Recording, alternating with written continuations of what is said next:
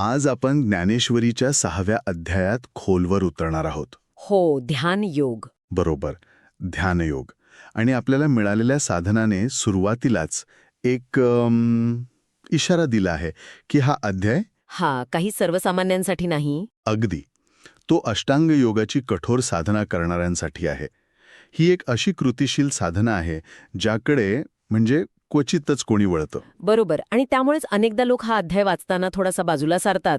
हो, त्यांना वाटतं की यम, नियम, आसन, प्राणायाम या सगळ्या म्हणजे तांत्रिक गोष्टी आपल्यासाठी नाहीत. मग प्रश्न उरतो की आपण यावर चर्चा का करत आहोत. बरोबर. कारण याच साधनात पुढे असं म्हटलं आहे की जरी ही योग साधना प्रत्येकाच्या आवाक्यातली नसली तरी हा अध्याय म्हणजे साहित्याचा आणि काव्याचा एक अद्भुत नमुना आहे. हो. त्यामुळे साधक नसाल तरी रसिक म्हणून याचा आस्वाद घेण्यासारखं खूप काही आहे. चला तर मग हेच दडलेलं सौंदर्य शोधूया. आणि याची सुरुवातच इतकी नाट्यमय आहे की विचारायला नको. अच्छा.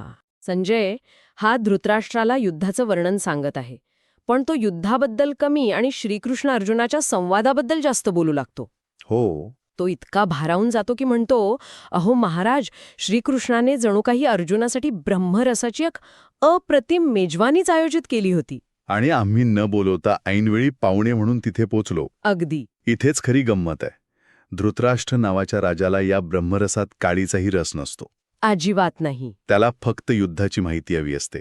कोण कोणाला मारतंय, सैन्य किती उरले. हो. तो संजयाला मध्येच तोडत म्हणतो, अरे हे सगळं राहू दे, मी तुला हे विचारलेलं नाहीये, मूळ गोष्टीवर ये. बरोबर. या एका वाक्यावर संजयाची जी मानसिक अवस्था होते तिचं वर्णन आपल्या स्रोतांमध्ये अप्रतिम आहे. काय होतं त्याला? संजय मनातल्या मनात हसतो. हो. आणि विचार करतो, काय दुर्दैव आहे ह्या राजाचं. पुत्र मोहापायी हा पूर्णपणे आंधळा झालाय. तो म्हणतो की अरे, श्रीकृष्ण आणि अर्जुनाचा हा संवाद ऐकायला मिळणं म्हणजे साक्षात मोक्ष घरी चालून येण्यासारखं आहे. खरंय. पण हा म्हातारा ते सोडून युद्धाच्या क्षुल्लक गोष्टी विचारतोय, पण त्याला भीती वाटते की हे जर उघडपणे बोललो तर.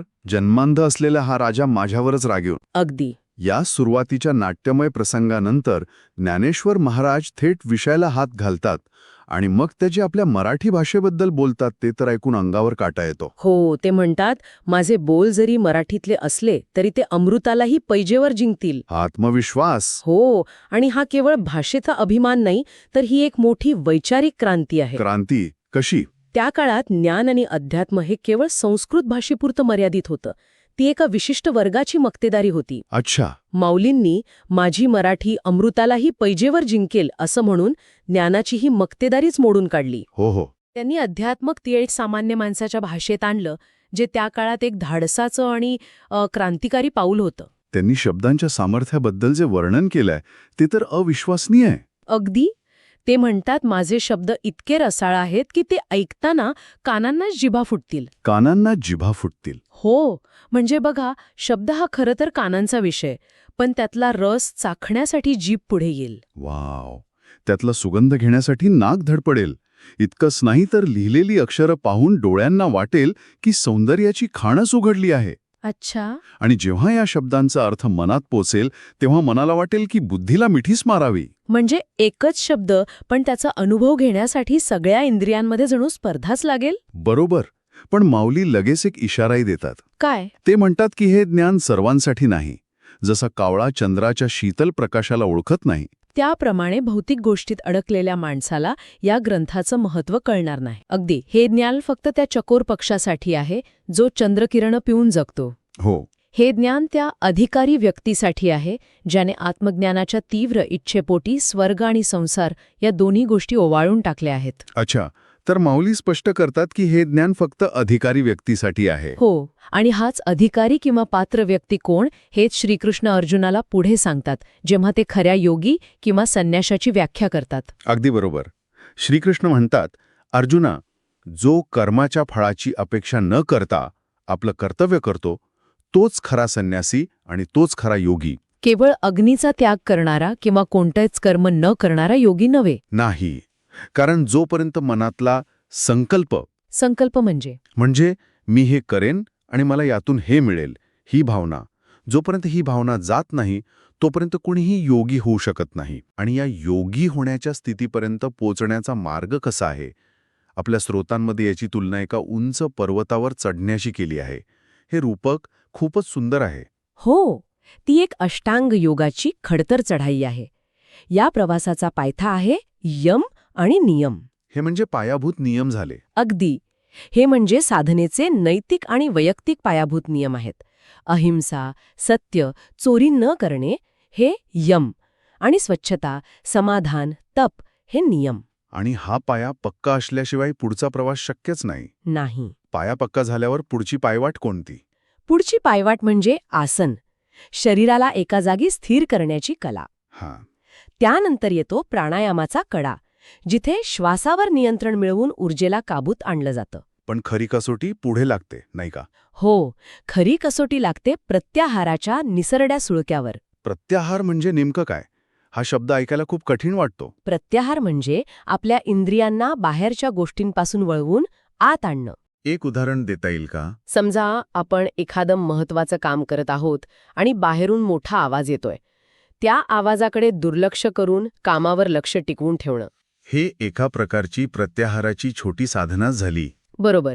पण इथे तर सर्व इंद्रियांना त्यांच्या विषयांपासून, म्हणजे डोळ्यांना रूपापासून, कानांना शब्दांपासून पूर्णपणे मागे खेचायचं आहे. हे खूपच कठीण असणार. साधन सांगतं की इथे मोठमोठ्या हठयोग्यांची सुद्धा प्रतिज्ञा सुटते. आणि हा अवघड सुळका पार केल्यावर काय? तिथे येतं धारणेचं पठार, जिथे मन एका निश्चित ध्येयावर एकाग्र होतं. आणि मग शिखर. हो, आणि शेवटी येतं ध्यान आणि समाधीचं शिखर. ही अशी अवस्था आहे जिथे साधक पोहोचल्यावर त्याला पुढचं पाऊल कुठे टाकायचं हे समजत नाही आणि मागून कुठून आलो हे आठवत नाही. तो त्या अनुभवात पूर्णपणे विलीन होतो. अगदी. आणि जो या शिखरावर पोहोचतो, ज्याला योगारूढ म्हटलं आहे. पण एक मिनिट, हे योगारूढ पुरुषाचं वर्णन ऐकायला खूपच आदर्शवादी वाटतं. कसं? माती, दगड आणि सोनं सारखंच मानणारा माणूस प्रत्यक्षात कसा असू शकतो? आजच्या जगात जिथे प्रत्येक गोष्टीचं मूल्य पैशात मोजलं जातं, तिथे या विचाराची प्रासंगिकता काय? प्रश्न खूप महत्वाचा आहे. याचा अर्थ असा नाही की त्या योग्याला सोनं आणि माती यातलं भौतिक फरक कळत नाही. त्याला कळतं. अच्छा. पण त्या दोन्ही गोष्टींमुळे त्याच्या मनात निर्माण होणारी सुखदुःखाची, लोभाची किंवा तिरस्काराची भावना सारखीच असते, म्हणजे शून्य असते. म्हणजे भावनिक मूल्य सारखं असतं. अगदी. त्याच्यासाठी त्या दोन्ही गोष्टींचं भावनिक मूल्य सारखंच असतं. हे म्हणजे एखाद्या निष्णात ड्रायव्हर सारखं आहे. म्हणजे सुरुवातीला त्याला गिअर, क्लच, ब्रेक सगळ्यावर वेगळं लक्ष द्यावं लागतं. पण एकदा तो सरावला की त्याचं शरीर आपोआप सगळं करतं आणि त्याचं मन शांत असतं. हो, बरोबर. योगारूढ पुरुषाची इंद्रिय तशीच सहज कर्म करतात, पण त्याचं मन आतून पूर्णपणे स्थिर आणि अलिप्त असतं. आणि असा पुरुष स्वतःच एक चालतं बोलतं तीर्थक्षेत्र बनतो. हो. हे स्पष्टीकरण खूपच समर्पक आहे. यानंतर मात्र हा अध्याय एका अत्यंत गूढ आणि तितक्याच रंजक विषयात प्रवेश करतो. कुंडलिनी शक्तीचं जागरण. हो. याचं वर्णन इतकं सविस्तर आहे की ते वाचताना आपण एका वेगळ्याच जगात जातो. हो, ही एक आंतरिक ऊर्जेची साधना आहे. याची तयारीसुद्धा खूप विचारपूर्वक सांगितली आहे. कशी? साधनेसाठी एकांत, पवित्र आणि निसर्गरम्य जागा निवडायला सांगितली आहे.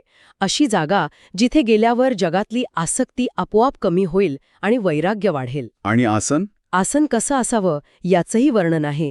खाली दर्भ, त्यावर मृगचर्म आणि त्यावर स्वच्छ वस्त्र. आणि मग प्रत्यक्ष प्रक्रिया कशी सुरू होते? यात काही बंधांचा उल्लेख आहे. ते काय आहेत? साधक आसनावर बसून शरीर, मान आणि डोकं एका रेषेत ठेवून दृष्टी नाकाच्या शेंड्यावर स्थिर करतो. ठीक आहे. मग 3 महत्वाच्या शारीरिक लॉक्स किंवा बंधांचा वापर केला जातो. यांना आपण शरीरातले एनर्जी वॉल्व्ह समजू शकतो. एनर्जी वॉल्व्ह? हो. सामान्यतः आपली ऊर्जा सर्व दिशांना विखुरलेली असते. हे बंध ती ऊर्जा एका विशिष्ट मार्गावर, म्हणजे सुषुम्ना नाडी नावाच्या मध्यवर्ती ऊर्जा वाहिनीकडे वळवण्यासाठी मदत करतात. जेणेकरून तिचा पूर्ण क्षमतेने वापर करता येईल. अगदी. आणि यामुळेच ती झोपलेली कुंडलिनी शक्ती जागी होते. हो. वज्रासनाच्या उष्णतेमुळे आणि या बंधामुळे निर्माण झालेल्या दाबामुळे नाभीच्या खाली 3.5 वेटोळे घालून खाली तोंड करून झोपलेली कुंडलिनी शक्ती जागी होते.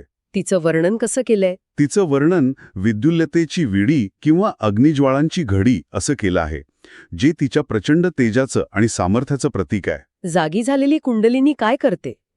साधनेत वर्णन आहे की ती पृथ्वी आणि जलतत्राला खाऊन टाकते. याचा नेमका अर्थ काय? हे शब्दशः घ्यायचं का? नाही, हे पूर्णपणे प्रतिकात्मक आहे. पृथ्वी तत्व म्हणजे शरीराचा जडपणा, स्थूलपणा. आणि जलतत्व म्हणजे शरीरातील अनावश्यक द्रव. बरोबर. कुंडलिनी जागृत झाल्यावर निर्माण होणारी आंतरिक अग्नी शरीरातील ही स्थूलता आणि सर्व अशुद्धी नष्ट करते. म्हणूनच योगीचं शरीर वायू इतकं हलकं होतं असं म्हटलं आहे. हो, हा एक संपूर्ण आंतरिक शुद्धीकरणाचा यज्ञ आहे, जिथे साधक स्वतःच्याच अशुद्धींची आहुती देतो. म्हणजे हा एक संपूर्ण कायापालट आहे. शारीरिक स्तरावर नेमके काय बदल होतात? हो, स्रोतांमध्ये वर्णन केल्याप्रमाणे योग्याचं शरीर पूर्णपणे बदलून जातं.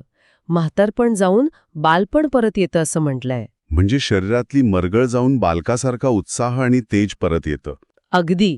त्वचा सोन्यासारखी तेजस्वी होते, पण शरीर वायू इतकं हलकं असतं आणि मग त्याला अनेक सिद्धी प्राप्त होतात. हे ऐकून एक प्रश्न पडतो. विचारा. कुंडलिनी जागृत झाल्यावर मिळणाऱ्या या सिद्धी, जसं की पाण्यावर चालणं किंवा दुसऱ्यांच्या मनातलं ओळखणं, या साधनेचा अंतिम ध्येय आहेत की वाटेतले मोह आहेत? खूपच मार्मिक प्रश्न आहे. कारण अनेक कथांमध्ये आपण ऐकतो की साधक अशा सिद्धींमध्येच अडकून राहतात.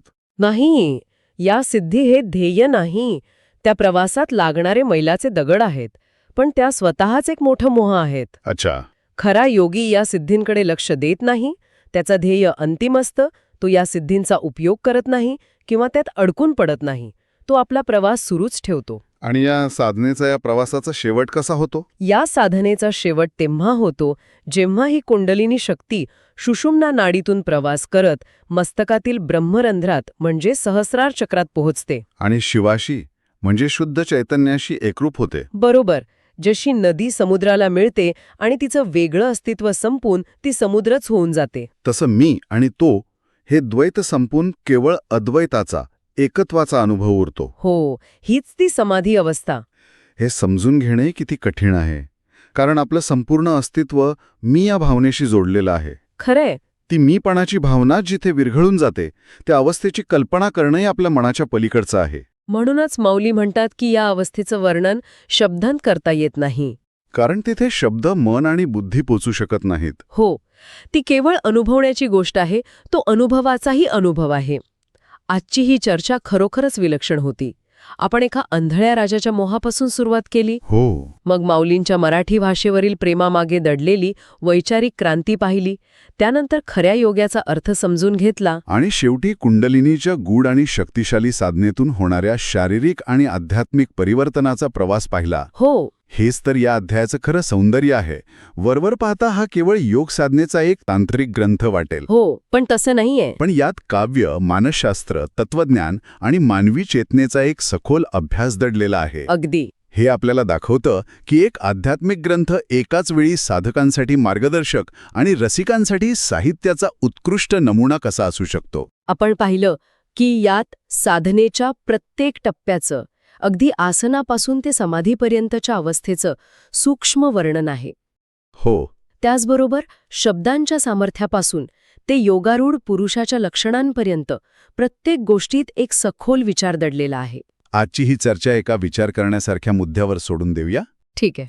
या साधनेच्या शेवटी एवढं सगळं ऐकल्यावर अर्जुन श्रीकृष्णाला एक अतिशय प्रामाणिक प्रश्न विचारतो. तो म्हणतो की हे सगळं ऐकायला उत्तम आहे, पण माझं मन इतकं चंचल आहे की ही साधना करण्याची योग्यता माझ्यामध्ये नाही. हो, हा खूप महत्वाचा प्रश्न आहे. अर्जुनाचा हा प्रश्न एका मोठ्या विचाराला जन्म देतो. जेव्हा आपल्यासमोर ज्ञान किंवा आत्मविकासाचा एखादा महान पण तितकाच कठीण मार्ग येतो तेव्हा त्या आदर्शाबद्दल वाटणारं कौतुक आणि स्वतःच्या